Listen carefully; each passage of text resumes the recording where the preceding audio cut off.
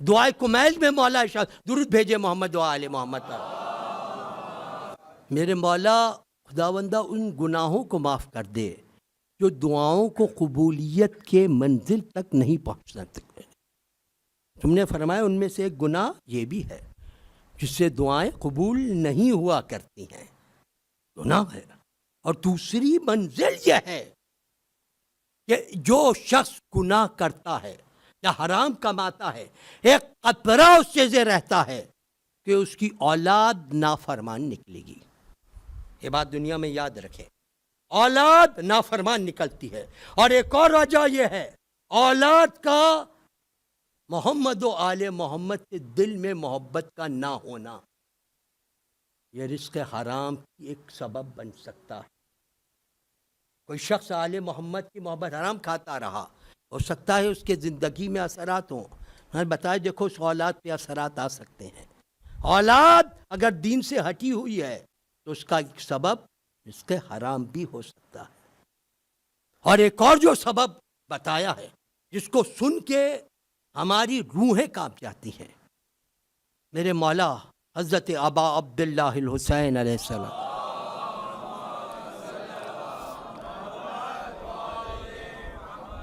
مولا نے اپنے آخری خطبے میں کیا کہا تھا؟ جہاں مولا نے کہا ہیہات من الذلہ کی زندگی ہے، وہاں مولا نے فرمایا تھا، جس کو مخاطب کرتے ہوئے، ان کوفیوں کو مخاطب کرتے ہوئے مولا نے ارشاد فرمایا تھا، تم پر میری نصیحتیں اس لیے اثر نہیں کرتی کہ تمہارے شکم حرام سے بھرے ہوئے ہیں، شکم حرام سے بھرے ہوئے ہیں، اس وجہ سے نصیحت عمل نہیں کرتی۔ تو ایک اور بہت بڑا نقصان حرام کھانے کا یہ ہے کہ اس کے انسان پر نصیحت عمل نہیں، نصیحت اثر نہیں کرتی ہے۔ یہ دیکھتے ہوئے، جانتے ہوئے، سب کچھ ہوتے ہوئے وجہ کیا چیز ہے؟ یہ حرام کی منزل ہے، یہ حرام غذا، حرام چیزوں کے اثرات ہیں جو انسان کو نقصان پہنچا سکتے ہیں۔ اب یقیناً یہ ہے کہ ائمہ علیہ السلام نے بار بار تاکید کی ہے کہ دیکھو اس کو پاک رکھو۔ اور پھر معلم یہ بھی فرمایا کیا فائدہ ہے جو شخص، اور ایک تو بتا دیا معصوم نے کہ اگر تم رزق حرام کما رہے ہو تو ہو سکتا ہے تمہیں کچھ پہلے مل جا رہا ہو، مگر وہ تمہاری قسمت میں تھا، تم اگر انتظار کرتے کچھ دن بعد تمہیں وہ دولت ملتی، مگر تم نے حرام کو ترجیح دی حلال پر۔ یہ خدا کا وعدہ ہے یہ چیزوں سے کہ جو شخص رزق حلال کے اوپر توجہ، اور کتنی بڑی فضیلت ہے۔ رسول اکرم حضرت احمد مجتبیٰ محمد مصطفیٰ صلی اللہ علیہ وسلم، حضور اکرم نے فرمایا کہ جو شخص رزق حلال کمانے میں، اولاد کے لیے رزق حلال کمانے میں اپنی رزق و روزگار کو پاک و پاکیزہ رکھے، اس کا رتبہ مجاہد فی سبیل اللہ کے برابر ہے، اللہ کی راہ میں جہاد کرنے والے کے برابر ہے۔ اس قدر بلند رتبہ ہے، اس قدر بلند مرتبہ ہے، بلکہ بعض روایتوں میں اسے حبیب الہی کہا گیا ہے۔ اس میں سے ایک مشہور روایت ہے، جنگ تبوک سے حضور اکرم حضرت احمد مجتبیٰ محمد مصطفیٰ صلی اللہ علیہ وسلم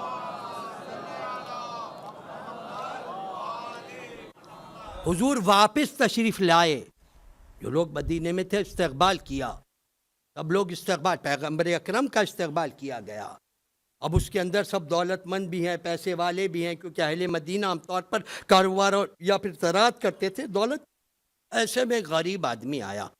اور اس نے آ کر بھی چاہ رہا تھا پیغمبر کی اس میں شامل ہو، لیکن لوگوں کا عرب کا مزاج تو پرانا ویسے ہی ہے کہ غریب کو دیکھا تو اس کو ہر ایک نے جو ہے جھڑک دیا، آخر کے اندر رہ گیا۔ اب گئے، سب سے پیغمبر سے مصافحہ کر رہے ہیں، پیغمبر سب سے مصافحہ کر رہے ہیں۔ جب آخر میں اس کا وقت آیا، جو غریب ہے، لباس بھی ایسا ہے، حال چال بھی ایسا ہے، ہاتھ بھی سخت ہیں، پیغمبر نے اس سے ہاتھ میں جب سے مصافحہ کیا، اس کے بعد وہ چاہتا ہے کہ پیغمبر کے ہاتھ کو بوسہ دے، پیغمبر خود جھکے اور اس کے ہاتھ کو بوسہ دیا۔ یہ دیکھ کے لوگ پریشان، حیران، یا رسول اللہ یہ عمل کیا ہے؟ یہ عمل آپ نے کیا انجام دیا ہے؟ سب سے آپ کے ہاتھوں کا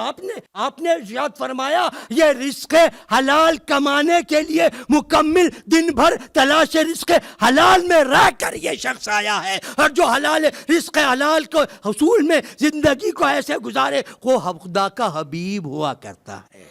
حبیب الہی ہوا کرتا ہے۔ حبیب الہی کتنا بڑا، جو خود حضور حبیب الہی ہے، کسی اور نبی کو نہیں ملا، لیکن یہ شرف حلال رزق کمانے والے کی وجہ سے ہے۔ اب یہاں پر چونکہ شب جمعہ بھی ہے تو اب حلال رزق کے ظاہر بات ہے جو انسان سب کو توفیق دے حلال رزق کو، اور بعض اوقات یہ بھی چیزیں ہیں نا کہ حلال رزق کے لیے جہاں پر ائمہ معصومین علیہ الصلوۃ والسلام دیکھے وہاں پر بتایا کہ اس میں اضافے کے لیے کیا کرو، ہم بتائے گئے نا، یہ بڑا احسان ہے کہ ائمہ علیہ الصلوۃ والسلام نے ہمیں بتایا ہے کہ کس طریقے سے رزق میں اضافے کے لیے، تو رزق میں اضافے کے لیے جو ایک مجرب عمل اور وہ بتایا گیا ہے وہ سورہ واقعہ کی تلاوت ہے۔ ویسے تو حکم ہے کہ ہر شب میں سورہ واقعہ کی تلاوت کرو، لیکن خاص طور پر شب جمعہ کی خاص تاکید ہے کہ جو شخص اس رات کو شب جمعہ میں سورہ واقعہ کی اس نیت سے تلاوت کرے کہ خداوند کریم میرے رزق میں اضافہ فرمائے، خداوند کریم اس کے رزق میں اضافہ فرمائے۔ اور تاریخی حیثیت سے بھی یہ ایک واقعہ بہت، حضرت عبداللہ ابن مسعود آپ نے بہت غربت میں زندگی گزاری، مکے میں تھے تو غلام تھے اور ابو جہل آپ پر بہت ظلم و ستم کیا کرتا تھا، مدینے میں آئے تو اصحاب صفہ میں ان کا شمار ہوتا تھا غریب کی منزل پر، لیکن جب بعد رسول تبدیلیاں آنے لگیں تو جن لوگوں نے ان کے خلاف احتجاج کیا ان میں سے ایک عبداللہ ابن مسعود بھی تھے، حضرت ابو ذر غفاری بھی تھے اور عبداللہ ابن مسعود۔ انہوں نے کہا کہ ہم نے اس لیے اسلام نہیں لائے تھے کہ اس طریقے سے جو ہے ہم واپس اسی طرف پلٹ جائیں، پرانے وقتیوں کی طرف، ہم نے اس لیے تو اسلام قبول نہیں کیا تھا۔ تو لہٰذا جب حکومت وقت سے برداشت نہیں ہو سکا تو تاریخی حیثیت ہے جس کو سب نے لکھا کہ پیغمبر کے صحابی کو مسجد نبوی کے دروازے کے سامنے، اور مسجد نبوی کا دروازہ وہ ہے کہ جہاں پر ہر وقت ہجوم رہتا ہے، مسجد نبوی کے دروازے کے سامنے ان کو اتنا مارا گیا کہ 3 دن کے بعد یہ دنیا سے کوچ کر گئے۔ تو جب یہ زخمی ہو گئے اور ان کو لایا گیا تو جیسے حکومتوں کا طریقہ ہوتا ہے کہ سب کچھ کرنے کے بعد ہمدردی کے لیے آ گئے، تو اس کے بعد پہنچے ہیں حکمران اور کہا کہ ہمیں یہ نہیں پتہ کہ کس نے حملہ کر دیا تھا اور جو ہے ہم اس میں ہیں جس طریقے سے ہوا کرتا ہے، لیکن اب آپ چلیں اس چیز کو چھوڑ دیں، ہم اس لیے آئے ہیں کہ آپ کا اتنا ہوئی جو بھی ہوا ہم مالی طور پر آپ کو کچھ پیسہ ہم دینے آئے ہیں تاکہ آپ یہ لے لیجئے اور کر کے۔ تو انہوں نے بولا میں نے اپنے روز قیامت اس کا حساب لینے والا ہوں۔ انہوں نے بولا ہم لے کے آئے ہیں کچھ، انہوں نے کہا بھئی میری تو اب زندگی محدود ہے، تو میں دنیا سے جانے والا ہی ہوں، یہ دولت لے کر کیا کروں گا۔ ان کی بیٹیاں تھیں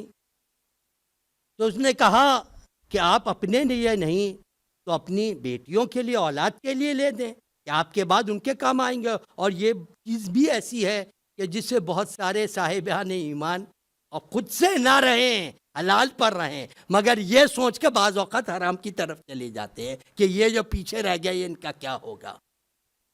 کیا ہوگا۔ انہوں نے کہا ان کے لیے لے لیں،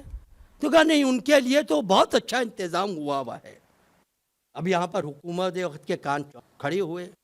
اس کا مطلب یہ ہے کہ انہوں نے کچھ دولت اکٹھا کی ہوئی ہے، اور اگر ہمیں یہ پتہ چل جائے کہ ان کے پاس دولت ہے تو ہمارے پاس تو ایک جو ہے دلیل آ جائے گی کہ کیوں کیا گیا یہ سب۔ اب جو لوگ برا بھرا کہہ رہے ہیں ایک دلیل آ جائے گی کہ بھائی اس لیے کہا گیا دولت نکلی۔ انہوں نے کہا کہ بھئی آپ کے پاس تو صاحب دولت نہیں تھے، آپ کی مکی زندگی گواہ، مدینے میں اہل صفہ میں رہے، آپ نے پیسہ دولت اکٹھا کہاں کی؟ تو انہوں نے کہا میں نے کب کہا ہے کہ میں نے انتظام جو ہے وہ دولت ہے؟ کہا پھر آپ نے کہا بہترین انتظام کیا گیا ہے۔ کہا میں نے تو یہ تو نہیں کہا کہ دولت ہے میرے پاس ان کا انتظام کیا، کہا پھر کیا انتظام کیا ہے رزق کا؟